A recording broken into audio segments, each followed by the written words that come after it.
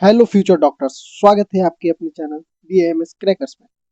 जैसे कि हमने संहिता अध्ययन का मैराथन किया था, वैसे ही आज हम पदार्थ विज्ञान पेपर फर्स्ट का मैराथन लेकर आए हैं आपके लिए, ताकि आपके पेपर में और आसानी हो सके। सिर्फ एक बार आप इस वीडियो को 1 से 2 बार देख के चले जाएं, आपको यहीं से सब कुछ देखने को मिला है। चलिए बिना देरी किए शुरू करते हैं। पदार्थ निरूपण। तो पदार्थ निरूपण सबसे पहले क्या पढ़ेंगे, तो इससे क्वेश्चन क्या आता है, तो एक एससीक्यू आ जाता है, बस एक एचसीक्यू ही आता है और एमसीक्यू आ जाते हैं। तो पदार्थ की उत्पत्ति, पदार्थ सब दो शब्दों से बना है। कौन कौन से? पद प्लस अर्थ। पद का मतलब क्या होता है? शब्द या अक्षर। अर्थ का मतलब शब्द से ज्ञात होने वाली वस्तु या विषय। इसका डेफिनेशन क्या है या लक्षण क्या है? तो पदस्यार्थ पदार्थ, मतलब पद के अर्थ को क्या बोलते हैं? पद के अर्थ को पदार्थ कहते हैं। अब इसके लक्षण, तो इसके लक्षण क्या है? तो पदार्थ में 3 लक्षण पाए जाते हैं। कौन कौन से? अस्तित्व, ज्ञेयत्व, अभिज्ञेयत्व। तो अस्तित्व किसे कहते हैं? तो जिसमें पदार्थ की सत्ता होती है, उसके होने का भाव होता है, उसे क्या बोलते हैं? अस्तित्व कहते हैं। ज्ञेयत्व किसे कहते हैं? तो जिसके द्वारा पदार्थ का ज्ञान प्राप्त किया जा सकता है या अर्थात उसे जाना जा सकता है, उसे क्या बोलते हैं? ज्ञेयत्व बोलते हैं। अब हम बात करेंगे अभिज्ञेयत्व। अभिज्ञेयत्व किसे कहते हैं? तो पदार्थ को नाम या संज्ञा दी जाती है जिससे, उसे क्या बोलते हैं? अभिज्ञेयत्व बोलते हैं। अब हम बात करेंगे पदार्थ की संख्या। तो पदार्थ की संख्या विभिन्न आचार्यों ने विभिन्न बताई है। तो सबसे पहले हम क्या, कौन से? सुश्रुत संहिता ने कितनी बताई है? तो सुश्रुत संहिता ने असंख्य बताई है। उसके बाद चरक, चरक ने कितना बताया है? तो 2 भी बताया और 6 भी बताया है। 2 कौन कौन से होते हैं? सत एवं असत। सत एवं असत।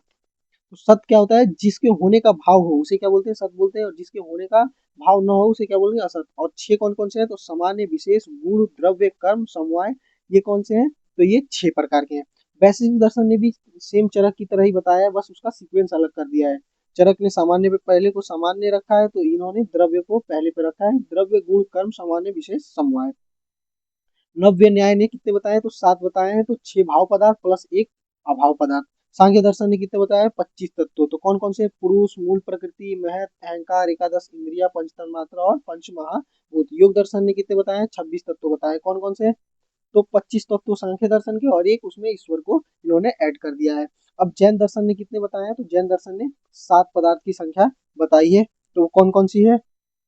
जीव, अजीव, आश्व, बंध, स्वयंवर, निर्जरा और मोक्ष।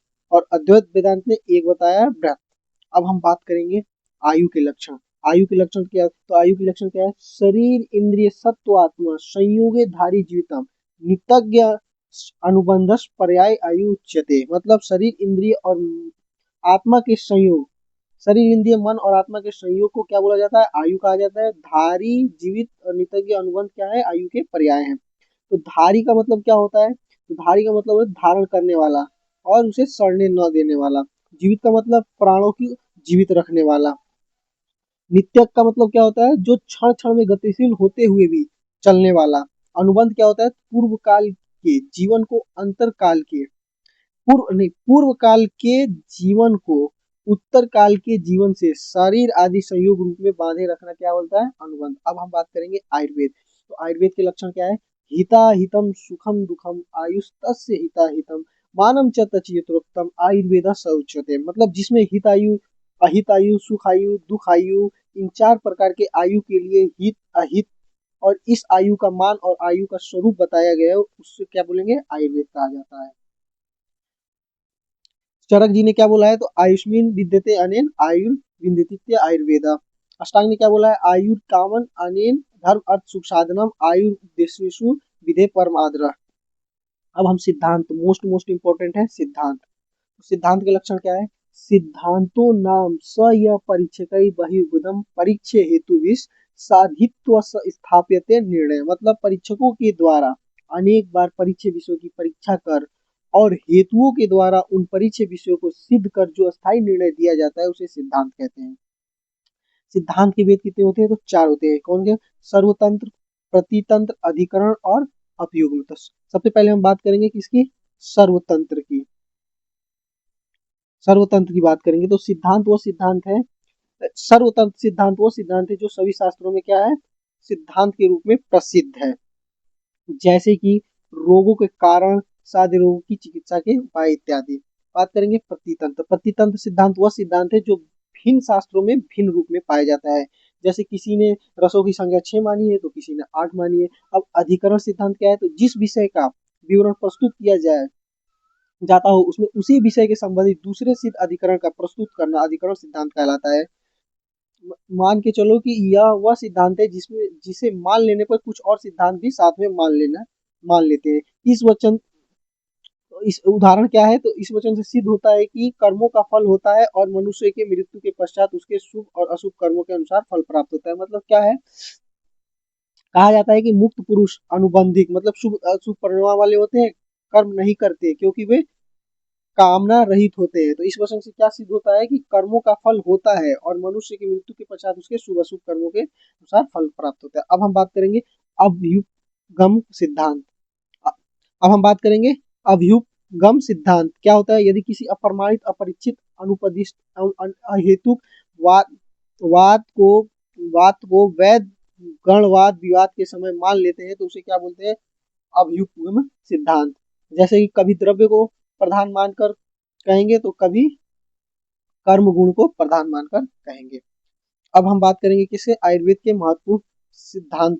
तो महत्वपूर्ण सिद्धांत कौन कौन से हैं, पंचमहाभूत, षड्रस सिद्धांत, श्रोतरस लोक पुरुषाम्य सिद्धांत, व्याधित रूपीय सिद्धांत, त्रिदोष सिद्धांत, धातु पोषण सिद्धांत, त्रिदंड सिद्धांत, अग्नि आहार सिद्धांत, नवद्रव्य सिद्धांत आदि। तो इसमें हम बात करेंगे अब लोक पुरुषाम्य सिद्धांत का, जिससे एससीक्यू आने के चांसेस बनते हैं। बाकी जो पीछे के सिद्धांत है वो क्रिया शरीर में आने के ज्यादा चांसेस होते हैं। तो इस सिद्धांत का वर्णन चरक संहिता के शारीर स्थान में प्राप्त होता है। आचार्य चक्रपाणी ने इस सिद्धांत को मोक्ष की इच्छा करने वाले व्यक्ति के लिए उपयोगी माना है। अब इस सिद्धांत क्या है, तो पुरुष लोक के स्वरूप वाला होता है। लोक में जितने मूर्तिमान भाव है उतने ही भाव विशेष विशेष पुरुष में भी हैं, और जितने भाव पुरुष में होते हैं उतने ही भाव लोक में भी होते हैं। जैसे कि पृथ्वी तो पुरुषगत में मूर्ति होगा, आप में क्लेद होगा, अग्नि का संताप होगा, वायु का प्राण होगा, आकाश का छिद्र समूह होगा, बृहत का क्या होगा, अंतरात्मा होगा, इंद्र का अहंकार, सूर्य का आदान कर्म, रुद्र का श्रेय, और सोम का प्रसाद, वसु का सुख, अश्विनी कुमार का कांति, विश्व देवता का सभी इंद्रिया, तम का मोह, ज्योति का ज्ञान, सृष्टि का गर्भाधान आदि, ये सब आप देख लीजिएगा। अब हम बात करेंगे दर्शन निरूपण। दर्शन निरूपण में क्या है, तो दर्शन की उत्पत्ति क्या है, तो दर्शन शब्द कैसे बना है, तो दृश्य प्रेक्षणे धातु में ल्यूट प्रत्यय करने से क्या बना है, दर्शन बना है। जिसके इसका अर्थ क्या होता है, जिसके द्वारा देखा जाए। तो दर्शन का लक्षण क्या है, तो दृश्यते यथार्थ तत्व अनिति दर्शनम। जो शास्त्र यथार्थ तत्व को समझने का दृष्टिकोण प्रदान करता है उसे क्या बोलते हैं, दर्शन कहते हैं। और एक और इसका क्या है लक्षण, दृश्यते ही अनिति दर्शनम। असत और सत पदार्थों का ज्ञान ही दर्शन कहलाता है। तो दर्शन की संख्या कितनी होती है, तो सर्व दर्शन संग्रह नामक ग्रंथ में कुल 16 भारतीय दर्शनों का वर्णन किया है, जो कि ये निम्न है, आप इसको देख लीजिएगा। अब हम बात करते हैं दर्शन। तो दर्शन मुख्यतः कितने प्रकार का होता है, दो प्रकार का होता है। एक होता है आस्तिक दर्शन, एक होता है नास्तिक दर्शन। तो आस्तिक दर्शन किसे कहते हैं, तो वेदों को प्रमाण परलोक को मानने वाले, ईश्वर पर श्रद्धा रखने वाले, कर्म फल को मानने वाले और आत्मा की देह से भिन्न सत्ता मानने वाले दर्शनों को क्या बोलते हैं, आस्तिक दर्शन कहते हैं। आस्तिक दर्शन कहते हैं। और इसके जो विपरीत होते हैं उसे क्या बोलते हैं, नास्तिक दर्शन कहते हैं। तो और आस्तिक दर्शन की संख्या कितनी होती है, तो 6 होती है। कौन कौन सी, सांख्य दर्शन, योग दर्शन, वैशेषिक दर्शन, न्याय दर्शन, पूर्व मीमांसा दर्शन, उत्तर मीमांसा। अब हम बात करेंगे, ये फ्लो चार्ट तो आपको याद होना ही चाहिए, क्योंकि इससे इस दर्शन से एक एलएक्यू क्वेश्चन बनता ही बनता है। तो क्या बनता है, एक एलएक्यू बन जाता है या फिर एक एससीक्यू बन जाएगा, और एमसीक्यू भी आते हैं। तो ये फ्लो चार्ट आपको बहुत इंपॉर्टेंट है, इसे जरूर देख के जाइएगा। सांख्य दर्शन के प्रवर्तक आचार्य कौन है, तो कपिल मुनि है। इन्होंने प्रमुख सिद्धांत कौन कौन से माने हैं, तो सत्यकारवाद और परिणामवाद। इन्होंने कितने प्रमाण माने हैं, तो 3 माने, प्रत्यक्ष, अनुमान और शब्द। इनका पर्यायवाची शब्द क्या है, तो निरीश्वर दर्शन। अब हम बात करेंगे योग दर्शन। योग दर्शन के आचार्य कौन है, पतंजलि। उन्होंने सिद्धांत कौन सा माना है, तो सिद्धांत का इसमें वर्णन नहीं किया है। तो अब इन्होंने कितने प्रमाण माने हैं, तो प्रत्यक्ष प्रमाण, अनुमान प्रमाण और शब्द प्रमाण। अब इनका पर्याय क्या है, शेश्वर, सांख्य और पतंजलि दर्शन। वैशेषिक दर्शन का आचार्य कौन है, तो कणाद मुनि है। इन्होंने 2 प्रमुख सिद्धांत माने, असत्यकारवाद और पीलू पाकवाद। 2 प्रमाण माने, प्रत्यक्ष, अनुमान। और इनका पर्याय क्या है, औलूक्य दर्शन। न्याय दर्शन, अब हम बात करेंगे न्याय दर्शन की। तो इनके आचार्य कौन है, तो आचार्य गौतम है। और इन्होंने दो प्रमुख सिद्धांत माने, कौन से? असत्यकारवाद और पीठरपाकवाद। इन्होंने कितने प्रमाण माने हैं? तो चार: शब्द, अनुमान, उपमान और प्रत्यक्ष। अब हम इसका पर्याय क्या है? तो आनुवंशिकी है, विद्या है और तर्क विद्या है। अब बात करेंगे पूर्व मीमांसा का। तो पूर्व मीमांसा के कौन है आचार्य? तो जैमिनी है। इन्होंने कौन सा सिद्धांत माना है? तो कर्म विपाकवाद सिद्धांत माना है। इन्होंने कितने प्रमाण माने हैं? तो इन्होंने पांच प्रमाण माने हैं। कौन कौन से? प्रत्यक्ष, अनुमान, शब्द, उपमान और अर्थापत्ति। और इनका पर्याय क्या है? मीमांसा और द्वादश लक्षणी। अब बात करेंगे उत्तर मीमांसा या वेदांत दर्शन। तो इसके आचार्य कौन है? व्यास मुनि। अब उन्होंने कौन सी प्रमुख सिद्धांत मानी है? तो विवर्तवाद। और प्रमाण कितने माने? तो इन्होंने 6 माने हैं। कितने प्रमाण माने? 6: प्रत्यक्ष, अनुमान, शब्द, उपमान, अर्थापत्ति और अभाव। और इनका पर्याय क्या है? वेदांत दर्शन। अब हम बात करेंगे इसमें से, सबसे पहले हम बात करेंगे किसकी? तो वैशेषिक दर्शन की। इसकी वैशेषिक दर्शन। तो इनके प्रवर्तक कौन है? तो कणाद मुनि है। इन्होंने कितने पदार्थ माने हैं? तो 6 माने: द्रव्य, गुण, कर्म, समान, विशेष, समवाय। गुण की संख्या कितनी बताइए? 24। पर्याय इनका क्या है? औलूक्य दर्शन। विशेष नामक पदार्थ की व्याख्या प्रस्तुत करने के कारण इनका नाम वैशेषिक पड़ा। तो वैशेषिक के विचार से एक पदार्थ दूसरे पदार्थ से भिन्न होता है, एक परमाणु दूसरे परमाणु से भिन्न होता है। इन्होंने कितने प्रमाण? 2 माने: प्रत्यक्ष और अनुमान। इन्होंने कौन सा सिद्धांत माना है? तो एक असत्य कारवाद सिद्धांत। इसका मतलब क्या होता है? इसके अनुसार उत्पत्ति से पूर्व कार्य कारण में असत रहता है, कार्य की सत्ता से पहले कारण में नहीं रहता, प्रयुक्त उसका प्रागभाव रहता है। अब बात करेंगे पीलूपाक। पीलूपाक न्याय दर्शन, न्याय वैशेषिक के अनुसार परमाणु ही सृष्टि उत्पत्ति एवं विनिष्ट के कारण होते हैं। दोनों दर्शन त्रैतवाद, ईश्वर, जीव, प्रकृति हैं। अब हम बात करेंगे न्याय दर्शन की। तो इसके प्रवर्तक कौन है? तो गौतम है। इन्होंने कितने पदार्थ माने हैं? 16। गुण की संख्या कितनी बताइए? 24 बताइए। पर्याय इनकी क्या है? अनुवंशिकी, तर्क विद्या, वाद विद्या, हेतु विद्या, हेतु शास्त्र। न्याय शब्द का शाब्दिक अर्थ है उचित अनुचित का विवेक। न्याय के द्वारा किसी प्रतिपाद्य विषय की अथवा विनिश्चित अर्थ की सिद्धि की जा सकती है। इसकी सिद्धि 5 अव्यय वाक्य, प्रतिज्ञा, हेतु, दृष्टांत, उपनय, निगमन द्वारा की जाती है। इन्होंने कितने प्रमाण माने हैं? तो 4। कौन कौन से? प्रत्यक्ष, अनुमान, उपमान और शब्द। चरक एवं सुश्रुत में वर्णित तंत्र युक्ति न्याय दर्शन की ओर ही आधारित है। इन्होंने कौन सा सिद्धांत माना है? तो असत्यकारवाद, आरंभवाद या प्रमाणवाद। इसके अनुसार उत्पत्ति से पूर्व कार्य कारण में असत रहता है, कार्य की सत्ता से पहले कारण में नहीं रहता है, प्रयुक्त उसका प्रागभाव रहता है। पीठरपाक दर्शन में क्या है? तो न्याय वैशेषिक के अनुसार परमाणु ही सृष्टि उत्पत्ति एवं विनिष्ट के कारण होते हैं। दोनों दर्शन त्रैतवाद है, ईश्वर, जीव और प्रकृति। अब बात करेंगे हम सांख्य दर्शन की। सांख्य दर्शन के प्रवर्तक कौन है? तो कपिल है। इन्होंने कितने पदार्थ माने हैं? 25 माने हैं। और पर्याय इनकी क्या है? अनुवंशिकी, तर्क विद्या, वाद विद्या, हेतु विद्या और हेतु शास्त्र। संख्य शब्द का शाब्दिक अर्थ है संख्या तथा ज्ञान। आचार्य ईश्वर कृष्ण ने सांख्य कारिका की रचना की थी। कौन सी सदी में? तो 3 से 5 सदी से। सबसे सबसे प्राचीन, उत्तम एवं लोकप्रिय रचना। अब इन्होंने द्वैतवाद, प्रकृति पुरुष, इनके प्रश्न समझ में जगत का अभिभाव होता है। इसमें प्रकृति जड़ है और पुरुष चेतन है। 25 तत्वों को मन है, पंचविंशति तत्व है। सत्य, इन्होंने सत्य कार्यवाद को मानता है। सांख्य दर्शन किसको मानता है? तो सत्य कार्यवाद को मानता है। इन्होंने कितने प्रमाण माने हैं? तो प्रत्यक्ष, अनुमान और सब 3 प्रमाण माने हैं। सुश्रुत के शरीर स्थान में प्रथम अध्याय में सृष्टि का विकास क्रम सांख्य दर्शन के अनुसार ही है। अब बात करेंगे हम योग दर्शन की। तो योग दर्शन के प्रवर्तक कौन है? पतंजलि है। पदार्थ कितने माने इन्होंने? 25 माने हैं। इनका पर्याय क्या है? शेषवर संख्या है। योग दर्शन केवल सैद्धांतिक ही नहीं, व्यवहारिक भी है। इसका विषय स्वस्थ शरीर और सबल आत्मा दोनों है। सांख्य एवं योग दोनों एक ही संप्रदाय के रूप हैं। सांख्य तत्वों का वर्णन एवं विश्लेषण कर उनके सैद्धांतिक स्वरूप की व्याख्या करते हैं। योग उस तत्व ज्ञान की प्राप्ति हेतु प्रायोगिक साधना की विवेचन प्रस्तुत करता है। इन्होंने कितने प्रमाण माने? योग दर्शन ने कितने प्रमाण माने? तो 3: प्रत्यक्ष, अनुमान और शब्द। इनके प्रमुख सिद्धांत कौन से हैं? अष्टांग योग। अष्टांग योग कौन कौन से हैं? तो यम, नियम, आसन, प्राणायाम, प्रत्याहार और धारणा, ध्यान और समाधि। मतलब 5 बहिरंग और 3 अंतरंग। इनका उद्देश्य क्या था? तो मोक्ष की प्राप्ति। अब हम बात करेंगे मीमांसा दर्शन। तो इनके आचार्य प्रवर्तक कौन है? तो जैमिनी है। इस पर्याय क्या है? पूर्व मीमांसा। मीमांसा का शाब्दिक अर्थ है गहन विचार या परीक्षण या अनुसंधान। मीमांसा दर्शन यज्ञ आदि कर्मों के एक विशेष तत्व अदृष्ट की उत्पत्ति की कल्पना करती है। ये दर्शन आजीवन कर्म करने का आदेश देता है और संन्यास का प्रतिपक्षी माना जाता है।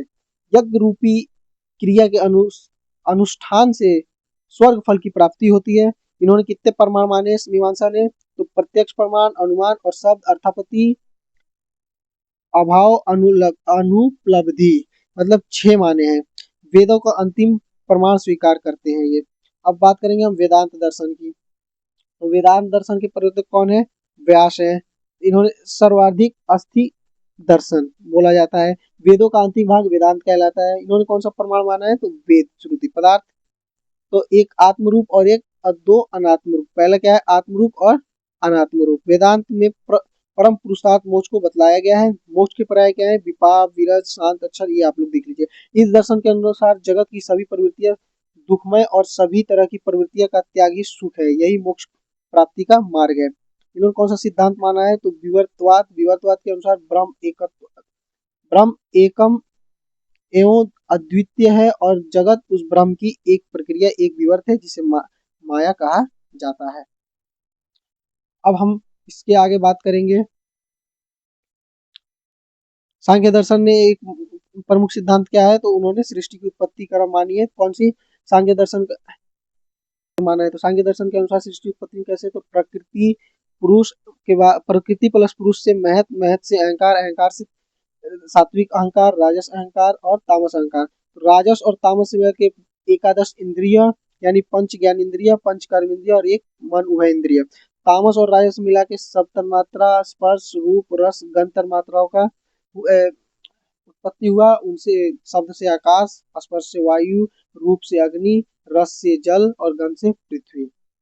नास्तिक दर्शन की आस्तिक दर्शन हमने देख लिए, उसमें जितना इंपॉर्टेंट था वो सब पढ़ा दिया। अब हम नास्तिक दर्शन की बात करेंगे। तो नास्तिक दर्शन किसे कहते हैं? तो जो वेदों को प्रमाण न मानने वाला हो, परलोक को न मानने वाला हो, ईश्वर पर श्रद्धा न रखता हो, कर्म फल के को न मानने वाला हो और आत्मा की देह से भिन्न सत्ता न मानने वाले दर्शन को क्या बोलते हैं? नास्तिक दर्शन। इनकी संख्या कितनी होती है? तो 3 होती है। कौन कौन? चार्वाक दर्शन, बौद्ध दर्शन और जैन दर्शन। अब हम सबसे पहले बात करेंगे किसकी? चार्वाक दर्शन की। चार्वाक दर्शन का पर्याय क्या है? लोकायत दर्शन, बृहस्पति दर्शन, भौतिकवाद दर्शन और वैतंडिक दर्शन। इसके आचार्य कौन है? तो बृहस्पति है। परिचय क्या है? तो चार्वाक शब्द का अर्थ है चारु प्लस वाक, अर्थात मीठी बोली बोलने वाला। चार्वाक दर्शन का संप्रदाय आनंद और सुख भोग का संप्रदान था। चार्वाक दर्शन के प्रमुख सिद्धांत कौन कौन से हैं? तो सुखवाद। तो सुखवाद, जब तक जीना है मृत्यु से बिना डरे अपने जीवन को प्रसन्न होकर जियो। इसका अर्थ, इसका यह अर्थ नहीं कि दूसरों को दुख दे के जियो। क्या है मतलब? जब तक जियो तब तक निडर जियो, प्रसन्न होकर जियो, लेकिन इसका अर्थ ये नहीं है कि दूसरों को दुख दे करके जियो। उसके बाद इनका प्रमाण इन्होंने कितने माने? तो कितने प्रमाणों का वर्णन है? चार्वाक दर्शन केवल प्रत्यक्ष प्रमाण को ही मानता है। प्रत्यक्ष प्रमाण से जानने योग्य पदार्थ को ही सत माना है, अन्य सभी पदार्थों को असत माना है। चार्वाक दर्शन अनुमान प्रमाण को नहीं मानते। ये कहते हैं कि अनुमान से केवल संभावनाओं को उत्पन्न किया जा सकता है, उसे हम प्रमाण नहीं मानते।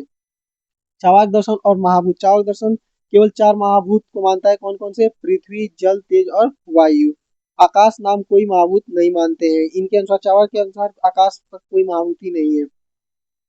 चार्वाक दर्शन और आत्मा, ये आत्मा की उपस्थिति को नहीं मानते, मतलब ये आत्मा को भी नहीं मानते हैं। आत्मा का गुण नहीं मानते हैं, शरीर का गुण मानते हैं। चैतन्य का मतलब क्या है? ये आत्मा का गुण नहीं मानते हैं, शरीर का मानते हैं। इनका तर्क क्या है? जब तक शरीर है तब तक चेतना है, शरीर के न रहने पर चेतना भी नहीं रहती है। जैसे कि जिस प्रकार पान, कत्था, सुपारी और चूने में लाल रंग न रहने पर भी उनको खाने से मुंह में लाल रंग उत्पन्न होता है, उसी प्रकार 4 महाभूतों के विशिष्ट संयोग से चैतन्य उत्पन्न होता है। अब इन्होंने कौन सा माना है? तो अब हम पढ़ेंगे इनका स्वभाववाद। तो महाभूतों के विशिष्ट संयोग में कारण को स्पष्ट करने के लिए चार्वाक दर्शन ने स्वभाववाद कहा है। स्वभाववाद का स्वभावत कारण का प्रतिरोध नहीं करता, फिर भी वस्तुओं में होने वाले परिवर्तनों को वस्तुओं के ही स्वभाव अधीन मानता है। जैसे कि अग्नि में स्वभावतः उष्णता है, जल में स्वभावतः शीतलता है। चार्वाक दर्शन और ईश्वरवाद, तो ये दर्शन ईश्वर के अस्तित्व को नहीं मानते हैं, ईश्वर को प्रत्यक्ष प्रमाण से सिद्ध नहीं किया जा सकता। इनका मत क्या है, बीज से अंकुर के उत्पन्न होने में ईश्वर की भूमिका को नहीं माना जा सकता। अंकुर उत्पत्ति मिट्टी और जल के संयोग के पश्चात स्वभाव से ही होता है। चार्वाक दर्शन और मोक्ष, इनका कथन क्या है, तो सांसारिक दुख ही स्वर्ग और सांसारिक दुख ही नरक है।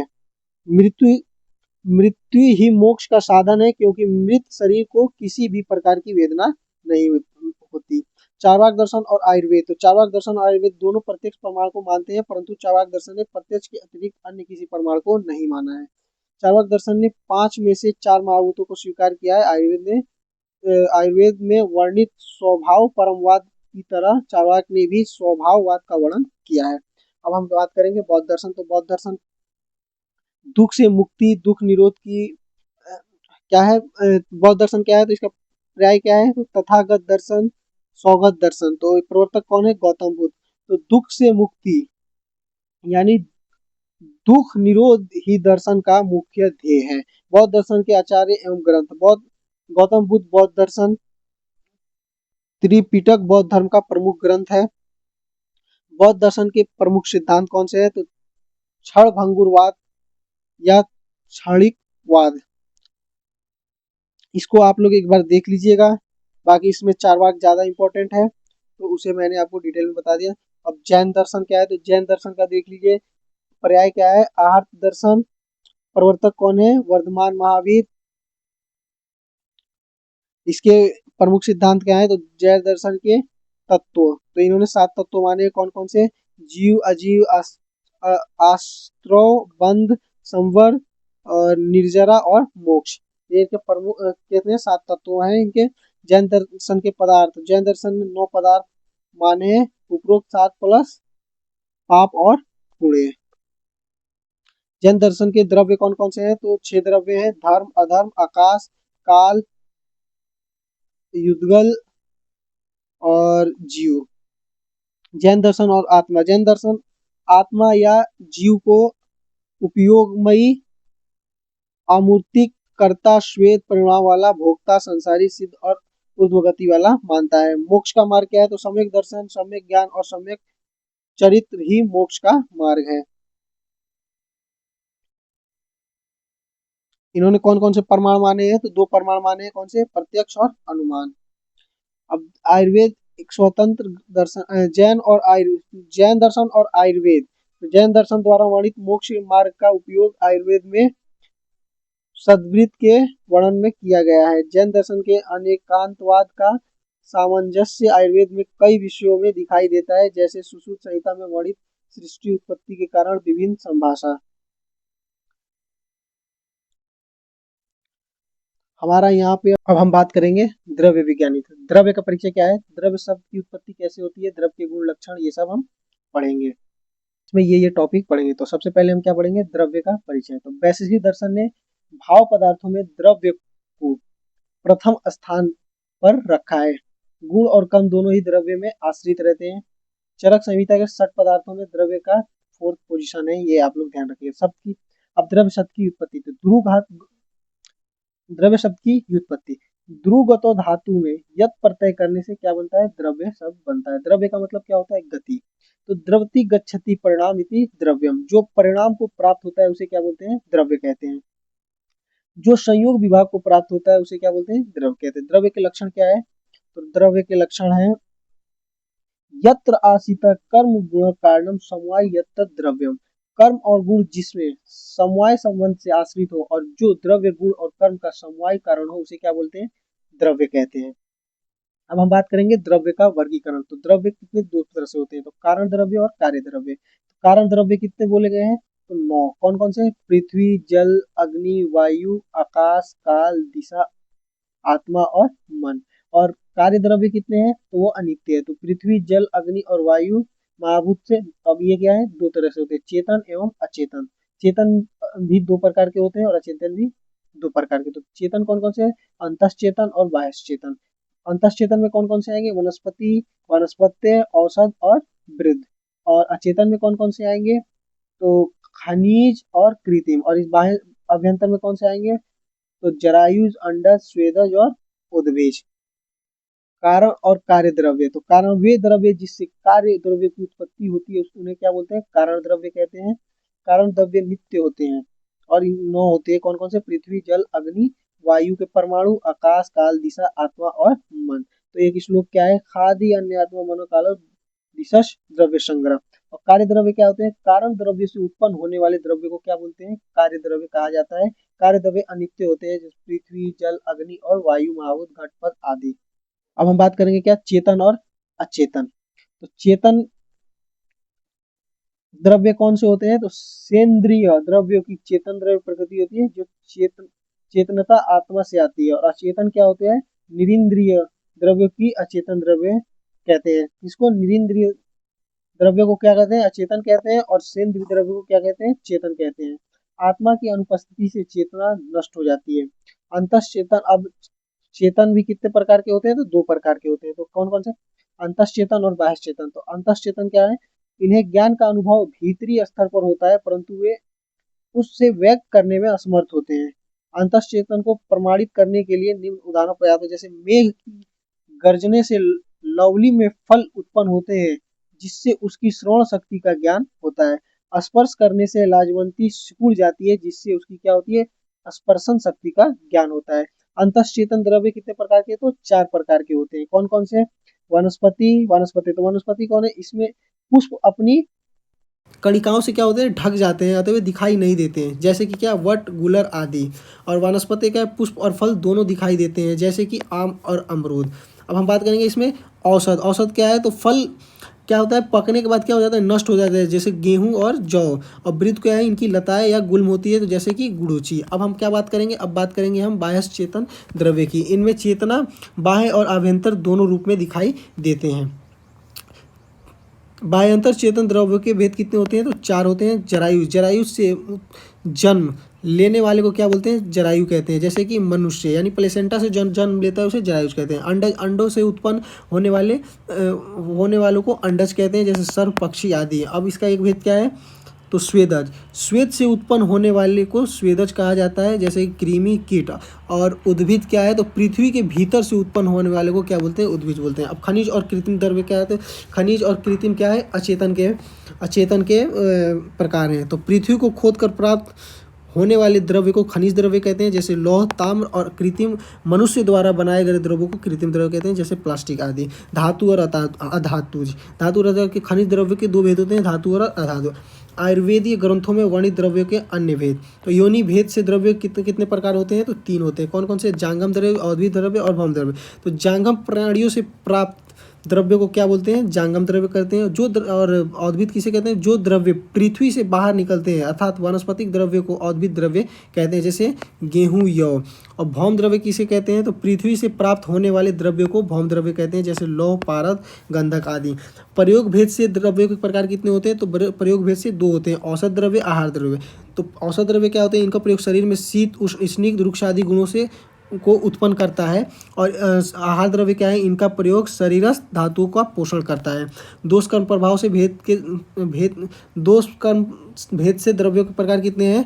तो दोष कर्म भेद से द्रव्य के तीन प्रकार हैं। दोष प्रशमन, धातु प्रदूषक, स्वास्थ्य कारक, स्वस्थ हित। तो दोषों का शमन करने वाला क्या दोष प्रशमन कहता है? जैसे गुरुचि क्या है? त्रिदोष शामक है। और धातु प्रदूषक, धातुओं को दूषित करने वाले द्रव्य को क्या बोलते हैं? धातु प्रदूषक कहते हैं, ये विषादी या वत्सनाभ। और स्वस्थ हित क्या होता है? तो शरीर को स्वस्थ अवस्था में बनाए रखने के लिए जिस द्रव्य का उपयोग होता है उसे क्या बोलते हैं? गेहूं या साली जो है उदाहरण, जैसे गेहूं, साली। अब हम बात करेंगे रस भेद से द्रव्यों के प्रकार। तो रस भेद से द्रव्य के कितने प्रकार हैं? तो 6 प्रकार हैं। मधुर स्कंद और अम्ल स्कंद, लवण स्कंद, कटु स्कंद, तिक्त स्कंद और कषाय स्कंद। अब हम बात करेंगे आहार द्रव्य भेद से द्रव्य के प्रकार। तो आहार द्रव्य से कितने प्रकार हैं? तो सुख धान्य, समिधान्य, मांस, शाक, फल, हरित, मद, जल, गो रस, इक्षु, कृतांग और आहार उपयोगी, ये सब क्या है? आहार रस से हैं। द्रव द्रव्य वर्ग, तो जल वर्ग में तो ये सब उतना इम्पोर्टेंट नहीं है। अब द्रव्य की संख्या, तो वैश्विक दर्शन ने कितने बताए हैं, तो पृथ्वी, जल, तेज, वायु, आकाश, काल, दिशा, आत्मा और मन। तो चरक ने भी क्या बताया, खादी अनता मानो कल, खादी अन्न आत्मा मन कालो द्रव्य संग्रह। अब हम बात करेंगे पंच महाभूतों के लक्षण एवं गुण। सबसे पहले हम क्या बात करेंगे, आकाश की। तो आकाश की उत्पत्ति किससे हुई है, तो काश्री दृप्तो धातु से आकाश शब्द बना है। इसका पर्याय क्या है, व्योम, गगन, नभ आदि। उत्पत्ति, विविध मतानुसार आकाश की उत्पत्ति कैसे, तैत्तिरीय उपनिषद किससे बताया है, परमात्मा से बताया है। और न्याय वैश्विक दर्शन ने आकाश नित्य होने से इसकी उत्पत्ति नहीं मानी है। और सांख्य योग ने क्या, सब तन्मात्रा से, और आयुर्वेद ने भी सब तन्मात्रा से माना है। इसका लक्षण क्या है, तो सप्तत्व जाति से जो समवाय संबंध में रहता है उसे क्या बोलते हैं, आकाश कहते हैं। तैत्तिरीय उपनिषद क्या बोला, आकाश को परमात्मा से उत्पन्न कहा गया है। चरक ने इसका क्या बताया है, आकाश का लक्षण अप्रतिघात बताया है। अब हम बात करेंगे इसके गुण। तो इसके 6 गुण होते हैं, कौन कौन से, शब्द, परिणाम, संयोग, संख्या, पृथकत्व, विभाग। सुश्रुत ने आकाश महाभूत में सत्व गुण की प्रधानता मानी है। किसकी, सत्व गुण की प्रधानता मानी है। चरक ने क्या बोला है, तो आकाशीय द्रव्य मृदु, लघु और शब्द गुण बहुल होते हैं। क्या होते हैं, आकाशीय द्रव्य मृदु, लघु, सूक्ष्म, श्लेष्म और शब्द गुण बहुल होते हैं। आयुर्वेद अनुसार शब्द, स्रोत, लाघवता, सूक्ष्मता और विवेक। इसका चिकित्सीय महत्व क्या है, तो समन औषधि आकाश महाभूत प्रदान होती है। स्रोतों और अवरोध को दूर करने के लिए आवश्यक आकाशात्मक द्रव्यों का प्रयोग किया जाता है। और तिक्त रसात्मक द्रव्यों में वायु और आकाश की प्रधानता होती है। अब हम बात करेंगे वायु महाभूत की। तो वायु की उत्पत्ति कैसी है, वाक गतिगंध्यों से किसकी हुई है, वाक गतिगंध्यों धातु से वायु शब्द की बना है, जिसका अर्थ होता है गति करना या गतिमान होना। इसका पर्याय क्या है, वात, मरुत, अनिल, पवन, समीर, ब्रह्मंच आदि। वायु की उत्पत्ति कैसे, तैत्तिरीय उपनिषद ने आकाश से मानी है। न्याय वैशेषिक ने किससे मानी है, वायु परमाणु से। और सांख्य योग दर्शन ने स्पर्श से। और आयुर्वेद के अनुसार किससे, स्पर्श तन्मात्रा से। अब इसके लक्षण क्या होते हैं, तो जो रूप रहित हो परंतु स्पर्शवान हो उसे क्या बोलते हैं, वायु कहते हैं। और इसका क्या है, चलत्व इसका क्या है, वायु का लक्षण है। इसके गुण कितने हैं, तो 9 गुण हैं। कौन कौन से, स्पर्श, पृथकत्व, संयोग, संख्या, विभाग, परत्व, परिमाण, अपरत्व और संस्कार। वायु महाभूत में रज गुण की प्रधानता होती है। किसकी, रज गुण की प्रधानता होती है। वायु द्रव्य क्या होते हैं, लघु, शीत, रुक्ष, खर, विशद, सूक्ष्म और स्पर्श गुण बहुल होते हैं। इसके भेद, तो नित्य और अनित्य 2 होते हैं। तो अनित्य में फिर 3 तरह के होते हैं, शरीर संज्ञक, इंद्रिय संज्ञक और विषय संज्ञक। तो शरीरगत प्राण वायु उपाधि भेद से ये कितने 5 प्रकार के होते हैं, प्राण, उदान, व्यान, समान और अपान। अब हम बात करेंगे इसके आयुर्वेद अनुसार शरीरस्थ वायुवात्मक भाव, स्पर्श, स्पर्शन इंद्रिय और शरीर चेष्टा शरीर से वायुवात्मक भाव है।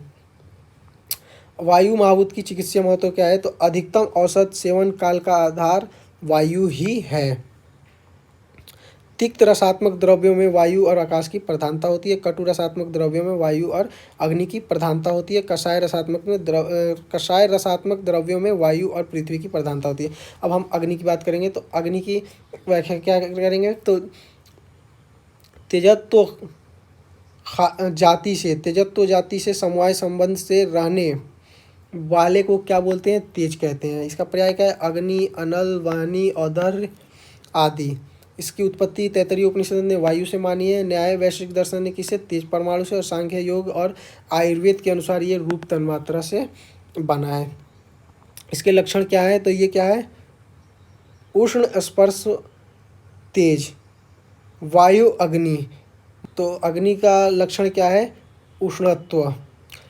अग्नि के गुण कितने हैं, तो 11 हैं। कौन से, रूप, स्पर्श, संख्या, परिणाम, पृथकत्व, संयोग, विभाग, परत्व, अपरत्व, द्रव्य, संस्कार। अग्नि महाभूत में सत्व और रज गुण की प्रधानता होती है। किसकी, सत्व और रज की। ये आग्नेय द्रव्य उष्ण, तीक्ष्ण, सूक्ष्म, लघु, विशद और रूप गुण बहुल होते हैं। ये भी 2 प्रकार के होते हैं, नित्य और अनित्य। तो नित्य क्या होता है, शरीर संज्ञक होता है। और अनित्य नहीं, नित्य अग्नि भी कितने 2 प्रकार के होते हैं, तो एक होता है नित्य और एक होता है अनित्य। अनित्य में क्या है, शरीर संज्ञक, इंद्रिय संज्ञक और विषय संज्ञक। आयुर्वेद अनुसार शरीरस्थ तेजात्मक भाव कौन कौन है, रूप, स्पर्श, प्रकाश, पाचन क्रिया और उष्णता शरीरस्थ तेजात्मक भाव है। तेज महाभूत की मतलब अग्नि महाभूत की चिकित्सा महत्व क्या है, तो मंद अग्नि से उत्पन्न व्याधियों में अग्नि वर्धनार्थ तेज महाभूत प्रधान द्रव्यों का प्रयोग किया जाता है। विशेषकर वातिक और श्लेष्मिक अग्निमांद में अग्नि महाभूत प्रधान द्रव्यों का प्रयोग किया जाता है। अम्ल, लवण और कटु रसात्मक द्रव्यों में अग्नि के साथ क्रमशः पृथ्वी, जल और वायु की प्रधानता होती है। अब हम बात करेंगे जल महाभूत की। तो जल महाभूत क्या है, आपत्वम मतलब आपत्व जाति से समवाय संबंध से रहने वाले द्रव्य को क्या कहते हैं, जल कहते हैं। जल के पर्याय क्या है, आप, वारी, नीर आदि।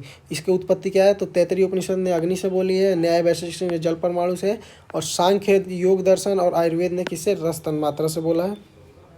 जिस द्रव्य का शीतल स्पर्श होता है उसे जल कहते हैं। किसी भी द्रव्य में जो शीतलता पाई जाती है वो जल के संयोग से ही होती है। जल को अग्नि से उत्पन्न कहा गया है। जल को क्या बोला गया है, अग्नि से उत्पन्न कहा गया है। उसके बाद इसका लक्षण क्या है, तो द्रवत्व इसका लक्षण है। जल के गुण कितने हैं, तो 14 हैं। कौन कौन से, रूप, रस, स्पर्श, द्रवत्व, स्नेह, संख्या, परिणाम, पृथकत्व, संयोग, विभाग, परत्व, अपरत्व, गुरुत्व, संस्कार। जल महाभूत क्या है, सत्व तमो बहुला आपा, मतलब इसमें क्या है, जल महाभूत में क्या है, सत्व और तम की बहुलता है। जल द्रव्य द्रव, स्निग्ध, शीत, मंद, मृदु, पिच्छल और रस गुण बहुल होते हैं। इसकी ये भी कितने, 2 प्रकार के होते हैं, नित्य और अनित्य। अनित्य फिर 3 प्रकार, शरीर संज्ञक, इंद्रिय संज्ञक और विषम संज्ञक। आयुर्वेद के अनुसार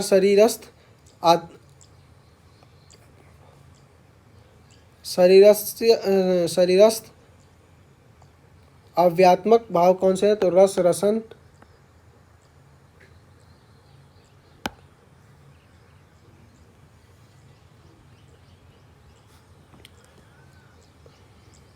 आयुर्वेद अनुसार क्या है, शरीरस्थ अव्यात्मक भाव क्या है, तो रस, रसन, शैल्य, मृदुता, स्नेह और क्लेद। जल की अवस्थाएं क्या है, तो सूर्यमंडल के ऊपरी भाग में स्थित आकाश में रहने वाले जल को, तो इसकी अवस्था क्या, मधुर और लवण रसात्मक द्रव्यों में जल के साथ क्रमशः पृथ्वी और अग्नि की प्रधानता होती है। जल महाभूत द्रव्य कफ की वृद्धि करता है। जलीय द्रव्यों के सेवन से रस, रक्त, मांस और शुक्र धातु की वृद्धि होती है। अब बात करेंगे पृथ्वी की। तो जो द्रव्य गंधत्व का समवाय संबंध कारण होता है उसे पृथ्वी कहते हैं।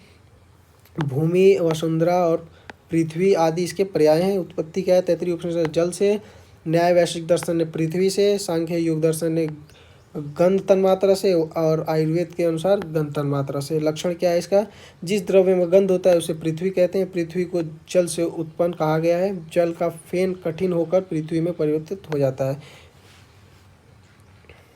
पृथ्वी में 7 रूप होते हैं। पृथ्वी में 6 रस होते हैं। पृथ्वी में कौन कौन से रूप होते हैं, रूप, रस, गंध और स्पर्श होते हैं। पृथ्वी में 7 रूप होते हैं। पृथ्वी में 6 रस होते हैं और पृथ्वी का स्पर्श कठोर है। इसका लक्षण क्या है, कठोर पृथ्वी, खरत्व क्या है, पृथ्वी का लक्षण है। इसके गुण कितने हैं, 14, रूप, रस, गंध, स्पर्श, संख्या, परिणाम, पृथकत्व, संयोग, विभाग, परत्व, अपरत्व, गुरुत्व, द्रवत्व, संस्कार। पृथ्वी महाभूत में तम गुण की प्रधानता होती है। इसके भी भेद 2 होते हैं, नित्य और अनित्य। अनित्य क्या, शरीर संज्ञक, इंद्रिय संज्ञक और विषय संज्ञक। इस आयुर्वेद के अनुसार शरीरस्थ पार्थिव भाव मतलब गंध, घ्राण, गौरव और स्थैर्य और मूर्ति। इसकी चिकित्सा क्या है, तो पार्थिव द्रव्य शरीर में उपचय, संघात, गौरव और स्थैर्य उत्पन्न करते हैं। पार्थिव द्रव्य के सेवन से मांस, मेद और अस्थि धातु की वृद्धि होती है। मधुर, अम्ल, कषाय रसात्मक द्रव्य में पृथ्वी के साथ साथ क्रमशः जल, अग्नि और वायु की प्रधानता होती है। अब हम बात करेंगे काल। इससे SAQ, LAQ भी आने के पूरे चांस होते हैं। तो काल शब्द ककार और आकार तथा ली धातु के लकार से काल शब्द बना है। काल निरंतर गतिशील होता है और क्षण भर भी नहीं रुकता, इसलिए इसे काल कहते हैं। इसका पर्याय क्या है, भगवान, स्वयंभू। और काल के लक्षण क्या है, तो काल को परिणाम कहा गया है। काल के परिणाम से जरा और मृत्यु के स्वाभाविक रोग उत्पन्न होते हैं। काल को भगवान कहा गया है, वह स्वयंभू है, अनाद, अमध्य और अनिधन है। क्या है? तो काल भगवान, काल को क्या कहा है? भगवान कहा गया, वो स्वयंभू है, किसी से उत्पन्न नहीं हुआ है, अनादि है, अनिधन है, मतलब काल का ना अंत है ना मध्य है। काल के गुण कितने हैं? तो 5। संख्या, पृथकत्व, विभाग, परिणाम, संयोग। संख्या, काल की संख्या 1 है, उपाधि भेद से काल अनेक प्रकार के हैं। काल विभू है, अतः उसका परिणाम महत् है। पृथकत्व, काल अन्य 8 कारणों से पृथक है। संयोग, विभाग, काल का भूतकाल से विभाग और वर्तमान काल से संयोग होता है। काल एक ही होता है, परंतु औपाधिक भेद से काल के अनेक प्रकार किए गए हैं। तो कैसे? नित्य काल और वास्तविक। तो क्षण, दिन, रात, माह, वर्ष इत्यादि रूप में जो काल जाना जाता है उसे क्या कहते हैं? नित्य काल कहते हैं। और विकार की अपेक्षा से अवस्थिक काल कहा गया है। रोगी की अवस्था विशेष से रोग का ग्रहण होता है, उसे क्या बोलते हैं? अवस्थिक बोलते हैं। तो यह नित्य काल का क्या है? यह काल ऋतु सातवें की अपेक्षा करता है। और ये क्या है? अवस्थिक क्या है? तो उसके एग्जाम्पल क्या है? वृद्धावस्था, वात विकार होना, बाल्यावस्था, तरुण अवस्था आदि, ये क्या है? इसके एग्जाम्पल्स हैं।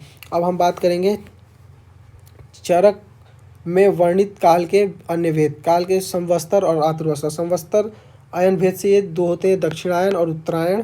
काल के प्रधान ऋतु 3 होते हैं, कौन कौन से? शीत, उष्ण और वर्षा। काल के ऋतु भेद से 6 प्रकार होते हैं, कौन? शिशिर, वसंत, ग्रीष्म, वर्षा, हेमंत, शरद। काल के मास भेद से कितने? 12 प्रकार होते हैं। अब हम बात करेंगे, ये आप लोग एक बार देख लीजिएगा, इससे MCQ आ जाते हैं, तो ये एक बार याद कर लीजिए। काल का आयुर्वेद में चिकित्सा महत्व क्या है? आयुर्वेदिक चिकित्सा में काल को अधिक महत्व दिया गया है। दिनचर्या, ऋतुचर्या, आहार, औसत, पंचकर्म सभी काल पर निर्भर रहते हैं। और स्वास्थ्य से रक्षण की दृष्टि से दिनचर्या और ऋतुचर्या का महत्व काल प्रभाव के अनुसार इन दोनों का वर्णन किया गया है। रोग निदान की दृष्टि से षटक्रिया काल भी महत्वपूर्ण है। दोषों का संचय, प्रकोप काल के ही अधीन है। जैसे वात का संचय ग्रीष्म में और प्रकोप वर्षा में और प्रशमन शरद में होता है। तो ये आप एक बार देख लीजिएगा। अब हम बात करेंगे चिकित्सा में इसका काल का क्या महत्व है। तो औसत सेवन काल जो है, औसत सेवन काल में इसका महत्व है। तो खाली पेट, अभक्त, प्रागभक्त, प्रातः पश्चात भक्त, साय पश्चात भक्त, मध्य भक्त, मुहूर्त, सामूद भक्त। तो 10 सेवन काल बताए गए हैं, वो भी काल पे ही निर्भर करते हैं।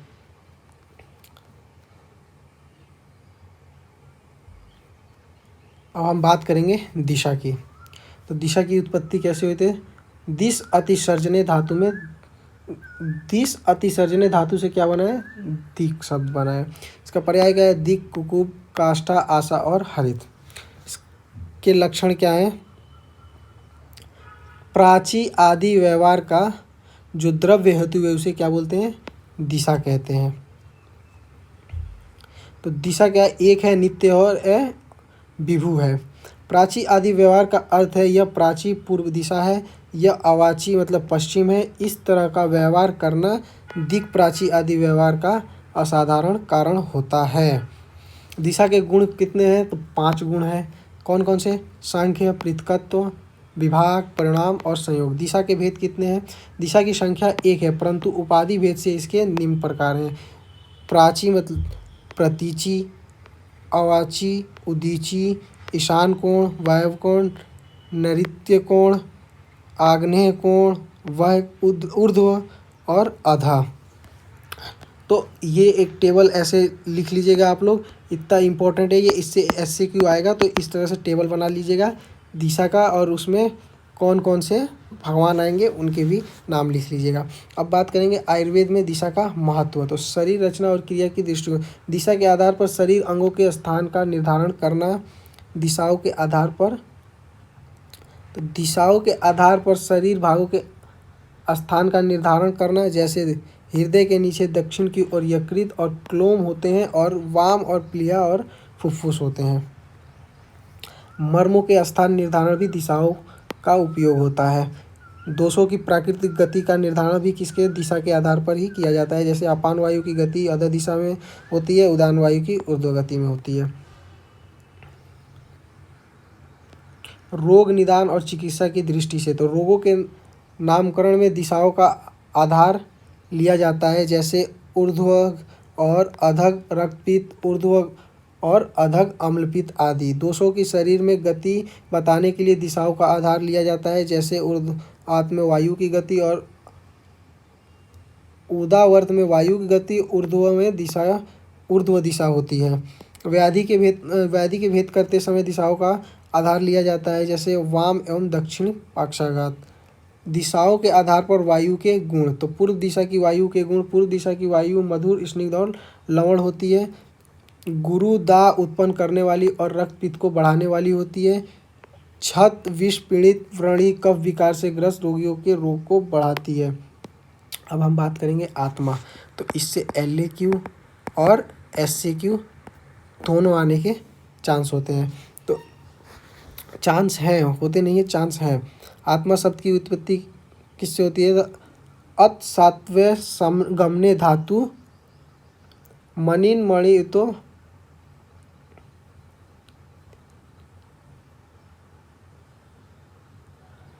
अत सात्वय गमने धातु सतिभ्याम मनिन मणि मनीड़ो इति मनीड़, तो अतः जो सभी को व्याप्त करता है। अत का मतलब क्या होता है? जो सभी को व्याप्त करता है। अप जो निरंतर गति करता है। आत्मा शब्द निरंतर गति करने वाला होता है। जो संपूर्ण शरीर को या विश्व को व्याप्त करता है उसे क्या बोलते हैं? आत्मा कहते हैं। इसका पर्याय क्या है? जीव, चेतन धातु, देही, शरीरी, दृष्टा, क्षेत्रक, पुरुष, गय, सर्वज्ञ, निर्विकार, निर्गुण करता। लक्षण क्या है इसका? ज्ञान अधिकरण आत्मा, ज्ञान अधिकरणम आत्मा, इससे MCQ आ जाता है। अपान, निमेष, उन्मेष, जीवन, मनोगति, इंद्रियांतर, विकार, सुख दुख, इच्छा द्वेष और प्रयत्न। न्याय दर्शन इच्छा द्वेष, प्रयत्न, सुख दुख और ज्ञान इसके लक्षण हैं। चरक संहिता ने इसका लक्षण क्या बताया? प्राणपान निमेष, प्राणपान निमेष, जीवन, मनसोगति, इंद्रिय विकार, प्रेरणा, धारणा, देशांतर गति, इच्छा द्वेष, सुख दुख, प्रयत्न, चेतना, चेतना, ज्ञान मात्रम, धृति, बुद्धि, स्मृति, अहंकार, धारणा। अब आत्मा के गुण कितने होते हैं? तो 14 होते हैं। बुद्धि, सुख दुख, इच्छा द्वेष, प्रयत्न, संख्या, परिणाम, प्रतिकत्व, संयोग, विभाग, भावना, धर्म, अधर्म। आत्मा का स्थान, तो आत्मा का स्थान हृदय को कहा गया है। उपनिषदों ने भी हृदय को आत्मा का स्थान माना है। आत्मा के भेद कितने हैं? तो आत्मा एक है और विभु है, परंतु उपाधि भेद से इसके भेद किए गए हैं। आत्मा के परमात्मा और जीवित आत्मा। परमात्मा क्या है? एक है, इसे ईश्वर और स्वर्ग सर्वज्ञ कहा गया है। आयुर्वेद अनुसार आत्मा 3 भेद होते हैं: परमात्मा, अतिवाहिक पुरुष या सूक्ष्म शरीर युक्त, स्थूल चेतन शरीर। हम बात करेंगे मन की, इससे LAQ और SAQ कुछ भी आ सकता है। तो LAQ ही ज़्यादातर चांस होता है कि इससे LAQ आए। तो इसकी उत्पत्ति कैसी हुई है? मन ज्ञाने बोधने व धातु से सर्व धातु भ्योशून द्वारा अशून प्रत्यय लगाकर मनस या मन शब्द बना है। और सत्व शब्द में कत्व प्रत्यय लगाकर क्या बना है? मन बना है। इसका अर्थ क्या होता है? अस्तित्व या ज्ञान, अस्तित्व या ज्ञान। तो इसकी निरुक्ति क्या है? मन्यते अबुध्यते अनेनिति मना, जिसके द्वारा कुछ जाना जाए उसे मन कहते हैं। इसका पर्याय क्या है? चित्त, चेत, हृदय और मनस। मन को सत्व और अति इंद्रिय भी कहते हैं। मन का स्थान क्या है? तो वृत्र में हृदय एवं मस्तिष्क को क्या बोला गया है? इसका स्थान बोला गया है। और भेल संहिता ने सिर और तालु के मध्य मन का स्थान माना है। मन की उत्पत्ति कैसे हुई है? तो सांख्य दर्शन ने सात्विक अहंकार से राजसिक अहंकार की सहायता से मन की उत्पत्ति हुई है। वैश्विक दर्शन ने मन परमाणु रूप होने से मन की उत्पत्ति और विनाश नहीं है। आयुर्वेद के अनुसार चरक ने मन को नित्य माना है। आत्मा, मन और 4 सूक्ष्म भूतों के साथ एक शरीर से दूसरे शरीर में जाता है। मन के लक्षण क्या है? तो जो इंद्रिय सुख दुख आदि की प्राणित का साधन है उसे मन कहते हैं। मन प्रत्येक आत्मा में नित्य होने से अत्यंत परमाणु रूप और नित्य है। मन का लक्षण ज्ञान का न होना या होना, आत्म इंद्रिय अर्थों का संयोग होने पर। यदि मन का संयोग न हो तो ज्ञान नहीं होता। मन का संयोग होने पर ज्ञान होता है। मन के गुण कितने हैं तो 2, अणुत्व और एकत्व। और प्रस्तुपाद ने कितने बताए 8 बताए। मन के विषय कितने हैं तो 5 हैं, चिंत्य, विचार्य, ऊह्य, ध्येय और संकल्प। मन के कार्य कितने हैं तो 4, इंद्रिय विग्रह, ऊह्य, स्वस्थ निग्रह और विचार। मन का उभयात्मक श्रुत इंद्रिय, चक्षुर इंद्रिय, रसेंद्रिय, स्पर्श इंद्रिय और घ्राण इंद्रिय, ये 5 ज्ञान इंद्रिय बुद्धि इंद्रियां हैं, ये बुद्धि या आश्रय होती हैं। वाक, पाणी, पाद, पायु और उपस्थ, ये 5 कर्म इंद्रिय हैं। मन उभयेंद्रिय है क्योंकि मन ज्ञान इंद्रिय भी है और कर्म इंद्रिय भी है।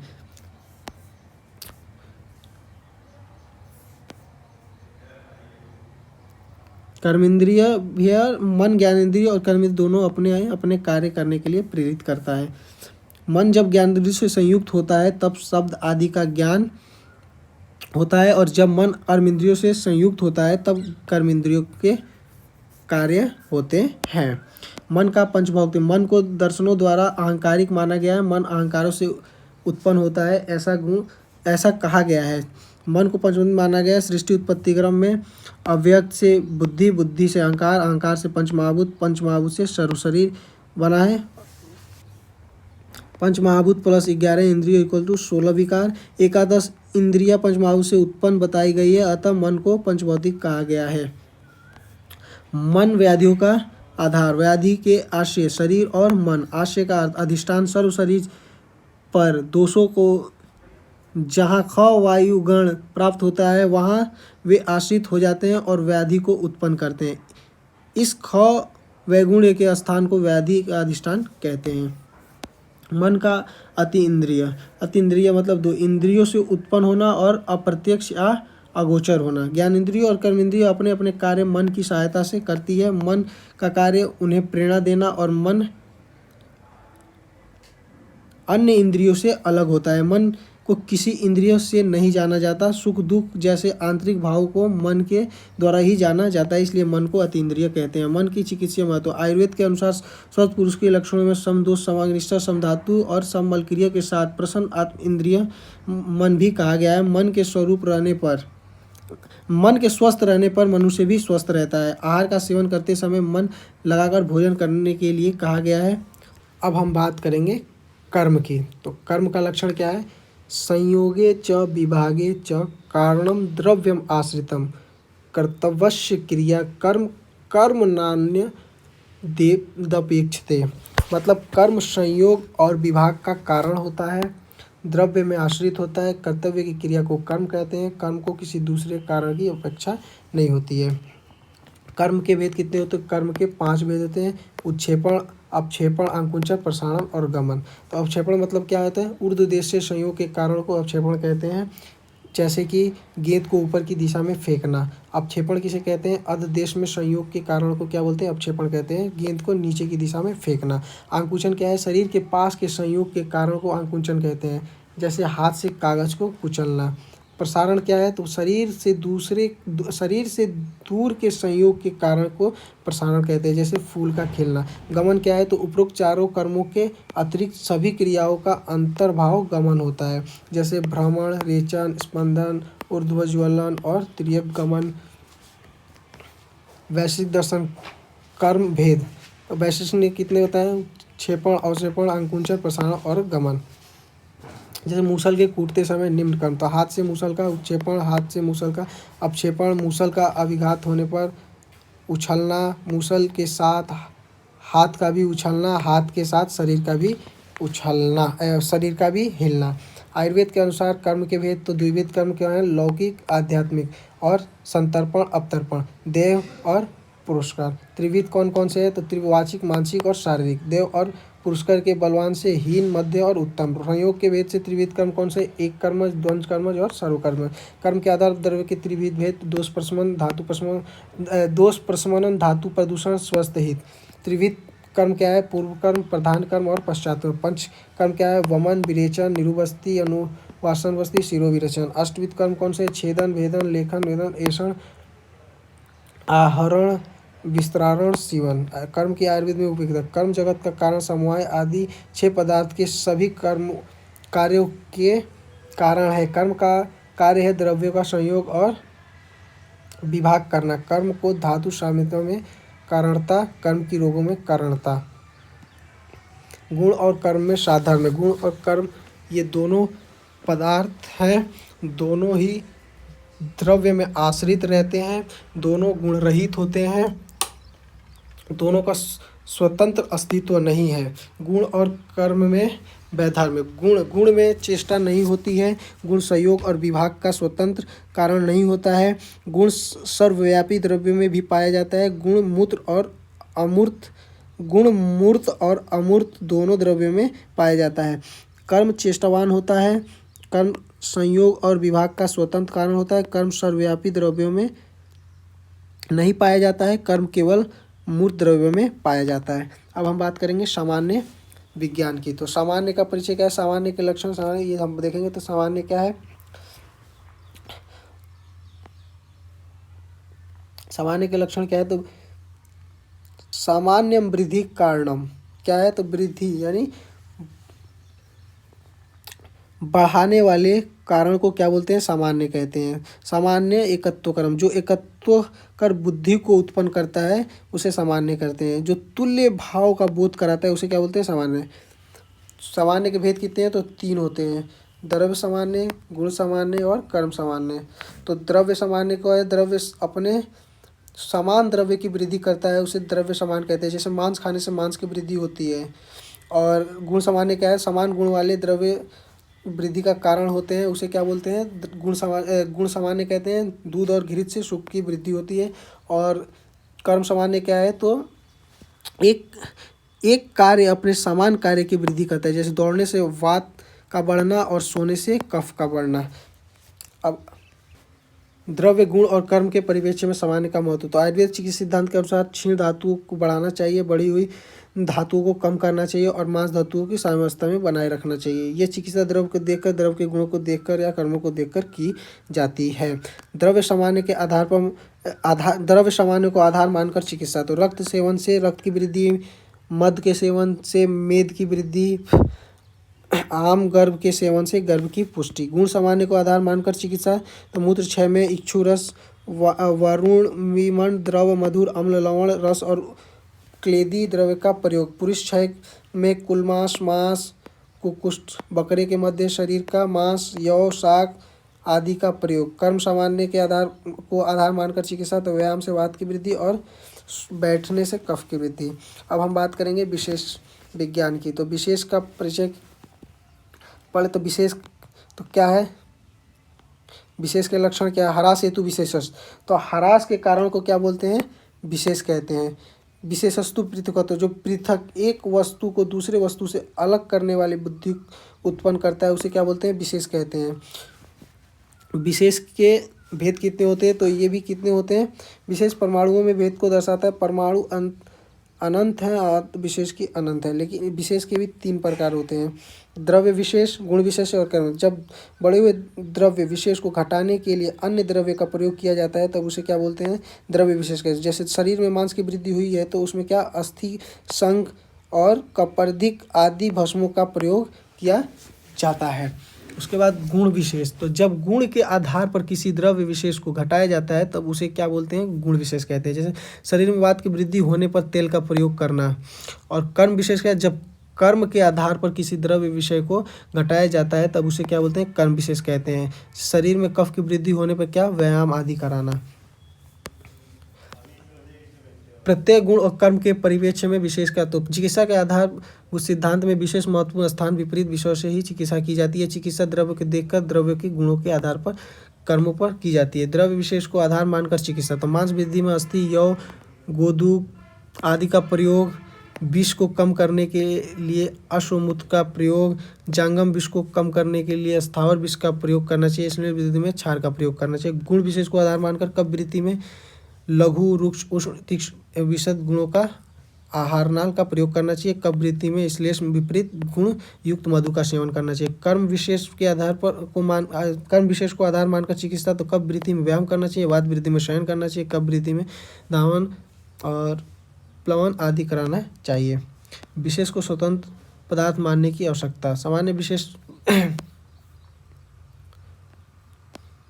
विशेष पदार्थ की आयुर्वेद में उपयोग। आयुर्वेद चिकित्सा के अधिकतर सिद्धांत विशेष पर आधारित है। इसमें भी गुण विशेष और उपयोग किया जाता है। बढ़े हुए दोषों का ह्रास उनसे विपरीत गुणों के द्रव्यों से किया जाता है। विशेष का उपयोग व्याधि के सापेक्ष निदान में होता है। एक व्याधि का विशेष लक्षण ही उसे अन्य व्याधियों से भिन्न बनाता है।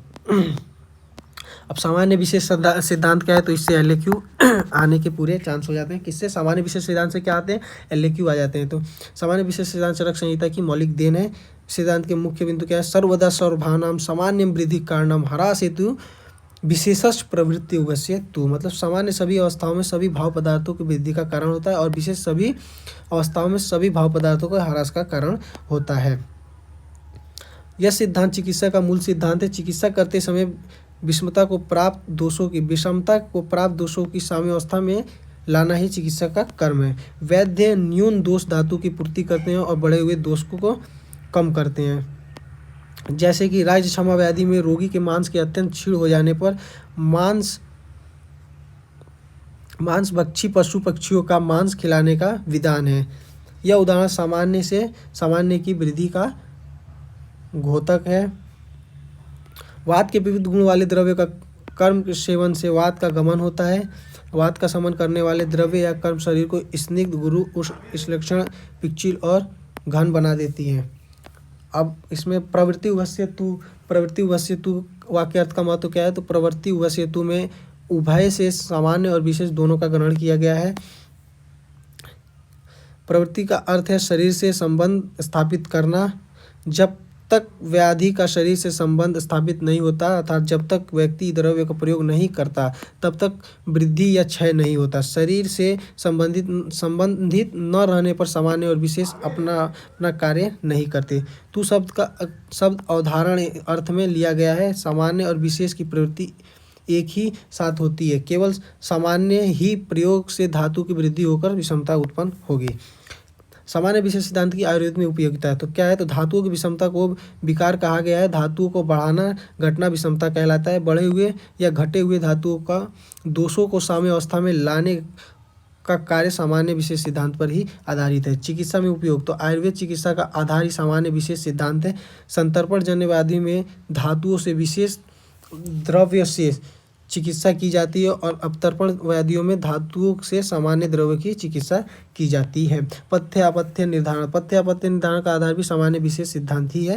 रोगी के बढ़े हुए दोष के समान गुण वाले आहार विहार उसके लिए अपथ्य और विपरीत गुण आहार पथ्य होते हैं। रोग निदान में उपयोगिता हेतुओं के आधार पर वृद्धि, तो ये आप लोग देखें सामान्य विशेष साधारण में और वैधारण में। सामान्य और विशेष दोनों नित्य हैं, दोनों भाव पदार्थ हैं, दोनों का संबंध द्रव्य गुण कर्म से होता है, दोनों बुद्धि गम्य है। सामान्य और विशेष में वैधर्म में, तो यह सामान्य क्या जाति का बोध करता है, एकत्व घोतक है, यह वृद्धि का कारण है, ये तुल्यार्था का बोधक है, यह अनेक में पाया जाता है, ये एक होता है। और विशेष क्या है? तो ये व्यक्ति का बोध कराता है, यह पृथुकत्व का घोतक है, यह ह्रास का कारण है, ये अतुल्यार्थ का बोधक है,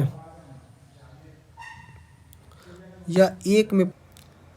अब हम बात करेंगे मोस्ट इम्पॉर्टेंट चैप्टर जिससे LAQ आना ही आना है, गुण विज्ञान। तो गुण का परिचय, गुण शब्द की उत्पत्ति। तो गुण आमंत्रे धातु से गुण शब्द बना है। इस गुणते आमंत्रे लोक अनिति गुण, जिसके कारण लोक या लोकगत लोक द्रव्य की ओर आकर्षित होते हैं उसे क्या बोलते हैं? गुण कहते हैं। गुण के लक्षण क्या है?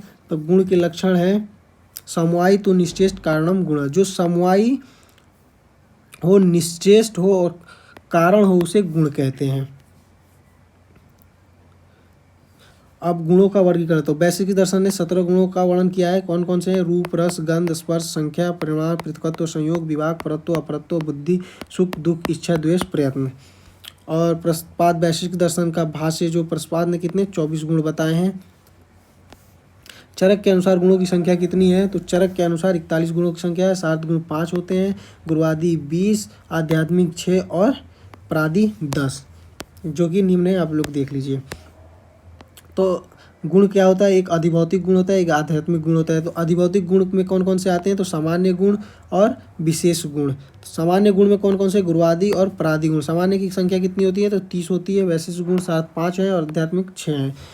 तो 7 गुण वैश्विक गुण, विशेष गुण, इंद्रिय गुण, स्वाभाविक गुण, अर्थ गुण, ये सब क्या है, सार्थ गुण है। अब इसमें सबसे पहले हम शब्द के बारे में, जिस गुण को श्रुति इंद्रियों से जाना जाता है उसे क्या बोलते हैं, शब्द बोलते हैं। शब्द केवल आकाश महाभूत में होता है। इसके दो भेद हैं, ध्यानात्मक और वर्णनात्मक। तो भेरी, शंख, भृंग आदि क्या है, निर्माण होने वाले शब्द, मुंह से बोले जाने वाले संस्कृत आदि भाषा शब्द वर्णनात्मक है। चिकित्सा महत्व, रोग एवं रोगी परीक्षा में शब्द गुण का महत्व है। वातोदर की परीक्षा में चिकित्सीय महत्व, आटोप की परीक्षा भी शब्द गुण पर ही आधारित होती है। अष्टविध परीक्षा भी शब्द परीक्षा ही पे ही निर्धारित होती है। अब हम बात करेंगे स्पर्श। जिस गुण को केवल स्पर्श इंद्रियों से जाना जाता है वो क्या है, उसे स्पर्श कहते हैं। 3 होते हैं, शीत स्पर्श, उष्ण स्पर्श, अनुष्ण शीत स्पर्श। स्पर्श गुण पृथ्वी, जल, तेज और वायु महाभूत में पाया जाता है। तो शीत में कौन सी महाभूत होगी, तो जल महाभूत, उष्ण में तेज और अनुष्ण में पृथ्वी और वायु महाभूत। चिकित्सा क्या है, तो रोग रोगी में भी इसका भी बहुत इंपॉर्टेंट है। तो ज्वर की परीक्षा स्पर्श से की जाती है।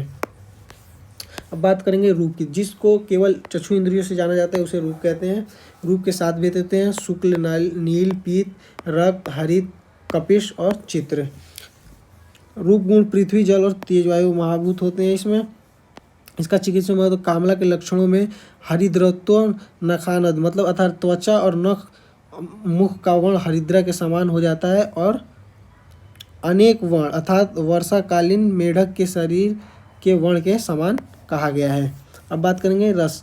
तो रस का क्या है, रसनाग्राहो गुणों। तो जिस गुण को रसेंद्रियों द्वारा जाना जाता है उसे क्या बोलते हैं, रस बोलते हैं। इसके कितने भेद हैं, 6। मधुर, अम्ल, लवण, कटु, तिक्त, कषाय। इसमें कौन सी किसकी प्रधानता होती है, पृथ्वी और जल महाभूत की प्रधानता होती है। इसका चिकित्सा महत्व क्या है, प्रमेय के लक्षणों में शरीर या मूत्र के रस के कारण ही चींटियाँ आदि आकर्षित होती हैं। इस प्रकार प्रमेय व्याधि का निदान रस गुण के आधार पर किया जाता है। गंध, जिस गुण को घ्राणेंद्रियों से जाना जाता है उसे क्या बोलते हैं, पृथ्वी कहते हैं। इसके भी सुरभि और असुरभि 2 भेद होते हैं। ओनली पृथ्वी महाभूत होता है इसमें। सुरभि में सुगंध होता है और असुरभि में दुर्गंध होता है। इसका रोग एवं रोगी परीक्षा में इसका भी बहुत इंपॉर्टेंट है। रक्त पित्त लक्षणों में मुख से लो रक्त, मछली और आम रस की गंध के समान गंध निकलती है, ऐसा लक्षण कहा गया है। अब हम बात करें गुरुवादी गुण। तो गुरुवादी गुण कितने होते हैं, तो 20 होते हैं। द्रव में रहने वाले गुरुवादी मनुष्य के शरीर में भी रहते हैं। इसी प्रकार शरीरस्थ दोष धातु में मलों की क्षय, वृद्धि और स्थिति इन्हीं द्रव्यों के सेवन से होती है। तो कौन कौन से हैं, तो गुरु मंत्र, इसमें इस श्लोक को याद कर लीजिएगा आप लोग। अब बात करें, होता है यस्य द्रवस्य ब्रहणे शक्ति। तो जो ब्रहण करने, जिस द्रव्य से जो द्रव्य ब्रहण करने की शक्ति देता है उसे क्या बोलते हैं, गुरु कहते हैं। तो गुरु में कौन सी प्रधानता होती है, किस महाभूत की, तो पृथ्वी महाभूत की। इसके गुणकर्म क्या है, तो अवसाद होता है, शरीर को अलेपित करता है, शरीर को बल प्रदान करता है, शरीर को तर्पित करता है, शरीर का पोषण करता है। इसका चिकित्सीय महत्व क्या है, अपतर्पण जन्य व्याधियों में गुरु गुणयुक्त द्रव्यों से चिकित्सा की जाती है। शरीर का बल बढ़ाने हेतु इसका प्रयोग किया जाता है।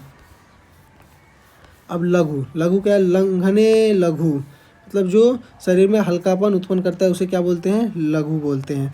इसमें कौन सी महाभूत की प्रधानता होती है, तो वायु अग्नि महाभूत की प्रधानता होती है। इसका लेखन कार्य करता है, रोपण, पथ्य और कफघन का कार्य करता है। इसकी चिकित्सा क्या है, संतर्प जन्य व्याधियों में की जाती है। शीत क्या है, तो स्तंभने हिमा। इसमें कौन सी जल महाभूत होता है, इसका गुणकर्म क्या है, दाहन, स्तंभन, शीत, मूर्छन, तृष्णा को दूर करना।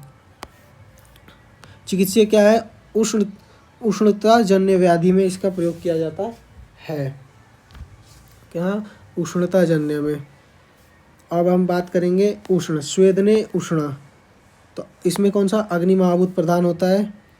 इसके गुणकर्म क्या है, पाचन, शूल विप्रम, स्तंभन, निग्रहण, गौरव निग्रहण। चिकित्सा महत्व, शीत जन्य व्याधियों में इसकी चिकित्सा, शीत जन्य व्याधियों में इसका उपयोग किया जाता है। अब स्निग्ध, स्निग्ध क्या है, क्लेदने स्निग्धा, शोषणे, रुक्षा क्या है, रुक्ष। तो इसमें कौन से, स्निग्ध में कौन सा, पृथ्वी प्लस जल महाभूत होता है। इसका गुणकर्म क्या है, बलकर और वर्णकर चिकित्सा में रुक्षता जन्य व्याधियों में, रुक्ष गुण से बड़े हुए अति व्याधियों में इसका उपयोग किया जाता है। अब रुक्ष क्या है, तो अग्नि शोषणीय रुक्ष अग्नि वायु महाभूत की प्रधानता होती है। इसका कार्य गुणकर्म क्या है, स्तंभन, शरीर के भाव को स्तंभित करने वाला। इसके चिकित्सा महत्व क्या है, स्निग्ध जन्य व्याधियों में इसका उपयोग किया जाता है। अब बात करेंगे हम किसकी, मंद की। तो समने मंद, इसमें कौन कौन से पृथ्वी होते हैं, कौन कौन से महाभूत होते हैं, तो पृथ्वी प्लस जल महाभूत होते हैं। इसका गुणकर्म क्या है, यात्रकर, कफ दोष को बढ़ाता है, पित्त का शमन करता है, अग्निमांद का ठीक करता है। चिकित्सा क्या है, धातु की वृद्धि करता है। और तीक्ष्ण क्या है, शोधने तीक्ष्ण, इसमें कौन सी प्रधान होती है महाभूत, अग्नि महाभूत प्रधान होती है। इसका कर्म क्या है, दाहकर, पाककर, श्रावकर, पित्तकर, लेखन, कफवातकर। चिकित्सा महत्व बढ़े हुए कफवात और धातुओं के क्षय में कारक, पांडु रोग में इसका उपयोग किया जाता है। अब स्थिर क्या है, तो धारणे स्थिर। सर क्या है, प्रेरणा चल, और इसमें कौन सी महाभूत होती है, तो इसमें पृथ्वी महाभूत होती है, इसमें जल महाभूत होता है। इसका गुणकर्म क्या है, चल प्रतिबंधक, और ये अनुलंबन कार्य करता है। चिकित्सा महत्व, तो ये एक बार आप लोग देख लीजिएगा। अब हम बात करेंगे आध्यात्मिक गुण। तो आध्यात्मिक गुण कितने होते हैं, तो 6 होते हैं, बुद्धि, दुख, सुख, इच्छा, द्वेष और प्रयत्न। तो बुद्धि क्या है, सभी व्यवहारों का जो हेतु भूत गुण है, अर्थात जिस गुण के कारण सभी व्यवहार होते हैं उसे क्या बोलते हैं, बुद्धि गुण कहते हैं। बुद्धि गुण कितने हैं, तो स्मृति और अनुभव, यथार्थ स्मृति, अयथार्थ स्मृति, यानी प्रमाणजन्य, भावित स्तंभन, अभावित अवर्णजन्य। इसको आप लोग एक बार देख लीजिए, स्मृति। अब हम बात करेंगे प्रादि गुण की, जो कि इम्पोर्टेंट है। तो इसको सामान्य गुण, प्रकृति गुण, साधारण गुण, चिकित्सा सिद्धि के उपाय, चिकित्सक गुण भी कहते हैं। तो प्रादि गुण के नाम कौन कौन से हैं, तो पर, अपर, युक्ति, संख्या, संयोग, विभाग, पृथकत्व, परिमाण, संस्कार, अभ्यास। तो अब इसको हम विस्तार से वर्णन करें। तो पर और अपर, पर का अर्थ होता है प्रधान या श्रेष्ठ, अपर का अर्थ होता है अप्रधान या कठिन। पर गुण परत्व का कारण है, अपर अपरत्व का कारण। पर और अपरत्व में 2 प्रकार के होते हैं, दिक्कृत और कालकृत। इसका चिकित्सा महत्व क्या है, परत्व का प्रयोग देश, काल, वय, मान, पाक, वीर्य, रसादि में किया जाता है। जैसे जंगल देश पर है और आनुप देश अपर है। विसर्ग काल पर, आदान काल अपर है। तरुण वय पर और वृद्धावस्था अपर है। चिकित्सा करते समय औषधि चयन में परापर का विचार किया जाता है, और अग्रह संग्रह भी पर गुणों को ही संबोधित करता है। अब युक्ति, तो युक्ति क्या है, तो युक्ति का अर्थ होता है योजना। दोष आदि का विचार कर जो औषधि की सम्यक कल्पना की जाती है उसे क्या बोलते हैं, योजना कहते हैं। इसका चिकित्सा महत्व क्या है, तो व्याधि के विविध पहलुओं यानी हेतु, लक्षण आदि को देखकर ही संप्राप्ति की युक्ति लगाई जाती है। अब संख्या, तो गणित को संख्या कहते हैं। 1, 2, 3 आदि व्यवहार के हेतु को संख्या कहते हैं। 9 कारण द्रव्यों में संख्या रहती है, संख्या 1 से प्रार्थ तक होती है। चिकित्सा, तो व्याधि के विविध प्रकार के संपादित हेतुओं में शब्दार्थ का भी अपना महत्व है। काश के 5 वेद, श्वास के 5 वेद, प्रमेय के 20 वेद। औषधि के मान का ज्ञान भी संख्या के आधार पर होता है। अब संयोग, संयोग क्या है, तो द्रव्य का आपस में मिलना संयोग कहलाता है। संयोग द्वंज कर्मज, सर्वकर्मज और एक कर्मज, जो दो द्रव्य आपस में मिलते हैं, इसमें दोनों द्रव्य क्रियाशील होते हैं। जिसमें 2 से अधिक द्रव्य आपस में मिलते हैं, इसमें सभी द्रव्य क्रियाशील होते हैं। जिसमें एक क्रियाशील द्रव्य अन्य क्रिया द्रव्य से मिलता है तो एक कर्मज कहलाता है। अब इसका चिकित्सा महत्व क्या है, दोष दूसरे के संयोग के ज्ञान से ही व्याधि की संप्राप्ति का ज्ञान होता है।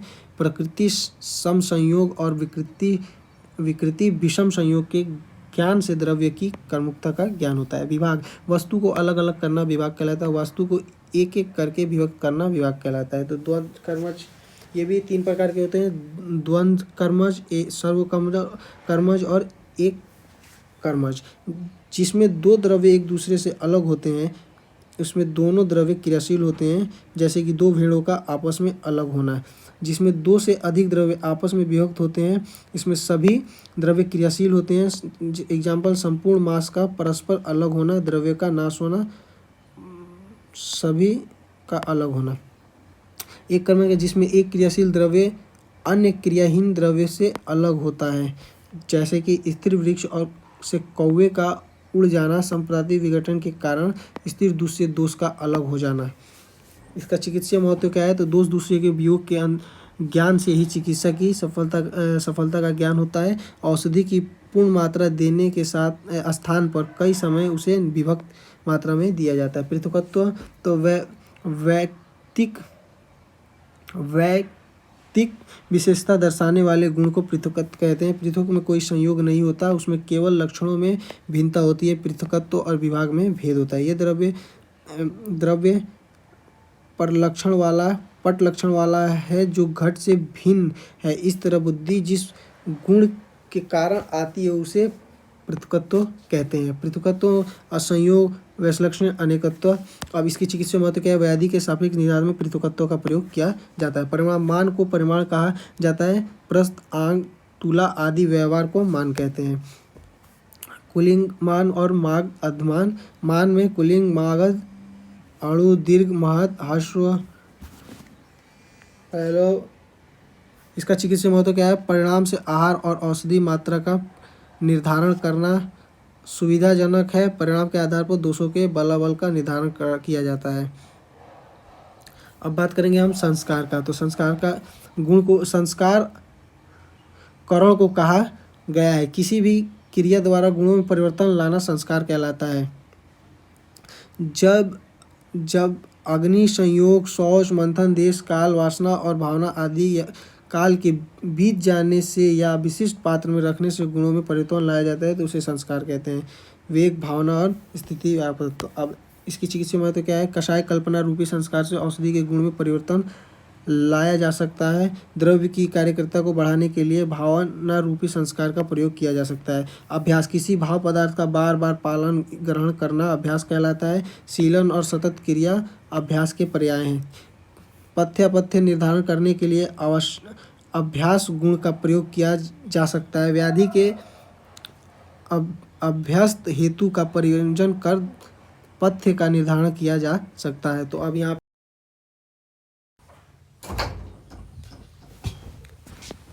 समवाय के लक्षण क्या हैं? तो समवाय अपृथक भाव भूमि आदि नाम गुणे मर्त स नित्यो यत्रि द्रव्यम न तत्र अन्यतो गुण। पृथ्वी आदि द्रव्य और उनके गुणों के मध्य जो अपृथक भाव, अलग होना संबंध है उसे समवाय कहते हैं। समवाय नित्य है क्योंकि द्रव्य के साथ गुण समवाय संबंध में से अवश्य रहता ही है। समवाय के भेद कितने होते हैं? तो दो प्रकार के होते हैं, नित्य समवाय और अनित्य समवाय।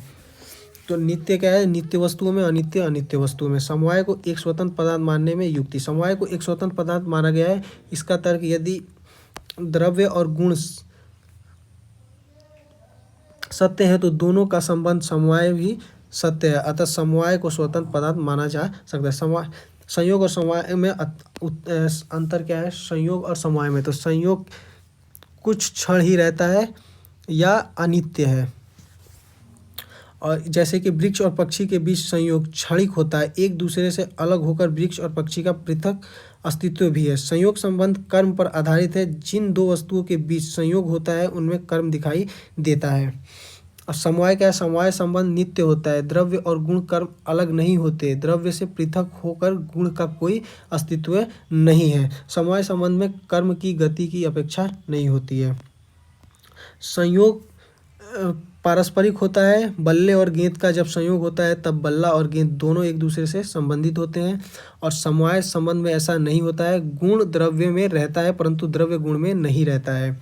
अब समवाय का चिकित्सीय महत्व क्या है? तो द्रव्य और उनके गुण कर्मों के मध्य जो अपृथक भाव संबंध है उसे समवाय कहते हैं और यही संबंध चिकित्सा के आधार बनता है। किसी भी व्याधि की चिकित्सा के लिए द्रव्य के गुण कर्म ही कारण होते हैं। यदि ये गुण कर्म द्रव्य के साथ नित्य संबंध से न रहे तो चिकित्सा करना कठिन हो जाएगा। तो चिकित्सा कर्म में समवाय का ज्ञान ही वास्तविक कारण होगा।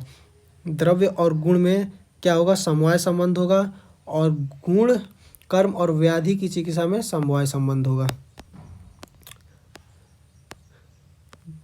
अब हम बात करेंगे अभाव विज्ञान की। अभाव विज्ञान की उत्पत्ति क्या है?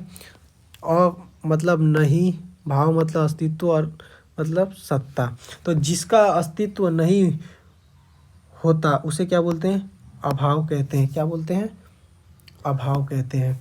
अभाव के लक्षण, किसी वस्तु के न होने को अभाव कहा जाता है। अभाव को शून्य नहीं समझना चाहिए। किसी वस्तु को किसी विशेष स्थान में उपस्थिति न होने की अभाव कहना चाहिए। न होने को क्या बोलना चाहिए? अभाव बोलना चाहिए, ना कि पूर्णतः उसको, ना कि पूर्णतः शून्यता। इसकी डेफिनेशन क्या है? तो निषेध को दर्शाने वाले विषय को जो प्रमाणगम्य हो, अभाव स्वरूप हो, उसे असत कहते हैं। इसी को अभाव भी कहा जाता है। इसी को क्या बोला जाता है? अभाव भी कहा जाता है। अभाव के भेदाभाव दो प्रकार के होते हैं, संसर्गाभाव, अन्योन्य भाव। संसर्गाभाव फिर तीन तरह के होते हैं, प्राग भाव, प्रध्वंसाभाव और अत्यंताभाव। तो संसर्गाभाव क्या है? किसी एक वस्तु के संबंध में अन्य वस्तु के अभाव को संसर्गाभाव कहा जाता है। जैसे नल में पानी का न होना। प्राग भाव क्या है? अब इस पहला इसमें क्या आ जाएगा? प्राग भाव। तो पाक मतलब आदि अभाव न होना, यानी कि जिसका आदि नहीं है परंतु अंत अवश्य हो, ऐसे अभाव को प्राग भाव कहा जाता है। वस्तु की उत्पत्ति के पूर्व के अभाव को प्राग भाव कहते हैं। जैसे कि घट, वस्त्र आदि कार्य के उनके उत्पत्ति के पूर्व अभाव को प्राग भाव कहते हैं। प्रध्वंसा भाव क्या है? तो प्रध्वंस मतलब नष्ट होने के पश्चात, अभाव मतलब न होना, मतलब जिसका आदि है परंतु अंत नहीं, ऐसे अभाव को प्रध्वंसा भाव कहा जाता है। कार्य की उत्पत्ति के बाद यह अभाव देखा जाता है। वस्तु के नष्ट हो जाने पर उस वस्तु का जो अभाव होता है उसे प्रध्वंसा भाव कहते हैं। घड़े के नष्ट हो जाने पर उसका अभाव हो जाता है, इस अभाव को प्राग भाव कहते हैं। नष्ट होने के पूर्व घड़े का अस्तित्व होता है परंतु नष्ट होने के पश्चात जो अभाव होता है उसको क्या उसका अंत नहीं होता है, तो व्याधि की चिकित्सा के पश्चात रोगी में व्याधि के लक्षणों का अभाव हो जाता है। अत्यंता भाव क्या है? तो ये अभाव त्रिकाल में बना रहता है। जब दो वस्तुओं का संसर्ग या संबंध किसी भी काल में नहीं संभव हो तो उसे अत्यंता भाव कहते हैं। दो वस्तुओं में ये अभाव सर्वदा रहता है क्योंकि इस अभाव की न उत्पत्ति होती है और न अंत होता है। आकाश में रूप का अभाव, आकाश में रूप का भाव न कभी था, न है और न कभी होगा, अतः यह अत्यंता भाव है। शारीरिक और मानसिक दोषों की से रहित व्यक्ति में ज्वर नहीं होता, न हुआ और न ही होगा, अतः ऐसे व्यक्ति में ज्वर का अत्यंता भाव है। अन्योन्य अभाव, जो अभाव तद आत्म संबंध, दो वस्तुओं का परस्पर अभिन्न होना से युक्त प्रतियोगित वाला हो, उसे अन्योन्य अभाव कहते हैं। एक वस्तु का दूसरी वस्तु में अभाव अन्योन्य भाव कहलाता है। एक वस्तु का तद आत्म में दूसरी वस्तु में नहीं होता है। घट का पट में अभाव है, मधुर रसात्मक द्रव्य में कटु रसात्मक द्रव्य गुण का अभाव है। अभाव को स्वतंत्र पदार्थ मानने वाले तर्क, ये इतना इम्पोर्टेंट नहीं है।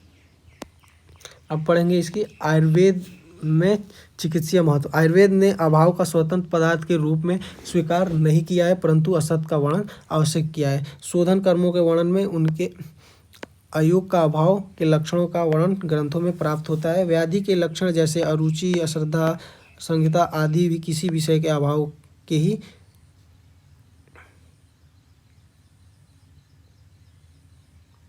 द्योतक है। अनशन अर्थात आहार का अभाव व्याधि का कारण है।